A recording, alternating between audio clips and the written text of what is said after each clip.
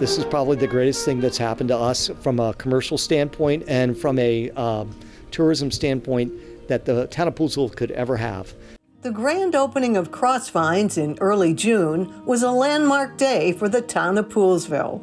10 years and $30 million in the making, the facility promises to develop a robust Maryland wine industry. But an important question remains unanswered. When's the ferry going to be running again? That's the question. Our town vitality is dramatically affected by it. It's the attitude of the town when you're missing fully 1/3 of the vitality of our area due to the fact that the ferry was such a positive, and now it's not just a negative, it's a nothing.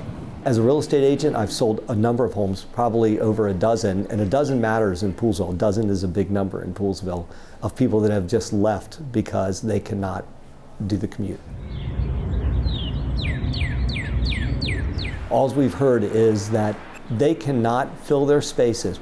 Our rents are cheaper than they are just about anywhere else in Montgomery County. Yet they have vacancies in every one of the commercial center owners because we're missing the third arm of how to get to Poolesville. People love coming to locals. It's a great gathering place. And being central in town is just key to remind everyone this is what it's about. Community, come into town, see your friends. We opened that spring, and then that December, the ferry shut down. And yes, actually, we can tell. We also know that there's a lot of foodies in Virginia that are not coming here. Every week we hear, oh, I used to come through Poolesville all the time on my way to the ferry. The county set this open space aside through legislation, through zoning, for the county to preserve farmland, source of food, open space, recreation. So that's who the Ag Reserve is for. We have a few people up here, but we're here for the county. So the ferry is an important part of that. I feel like it needs to open. It's a public service, I feel like. If it were, the phone company that said, oh, we're not going to provide service anymore out to, the Ag Reserve, I think someone would make it happen and say, no, we need phone service. The ferry is like that. It's an artery. It's a means of transportation that we depend on because we are the Ag Reserve. We need the people to come from White's Ferry.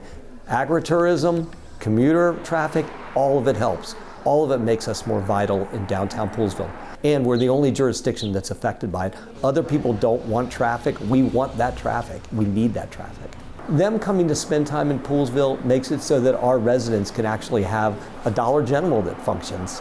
They can have a restaurant that they can go to eat at. They can have a dry cleaners. They can have a bank. All those people contribute to helping us be as successful as we can be as a town. Cut that ribbon. So 1, 2, 3, cheers.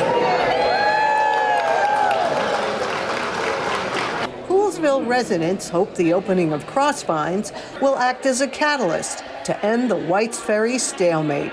The county wants us to succeed very much. If they want to do that, they're going to have to put their time and their efforts into getting White's Ferry running, just like we have been doing.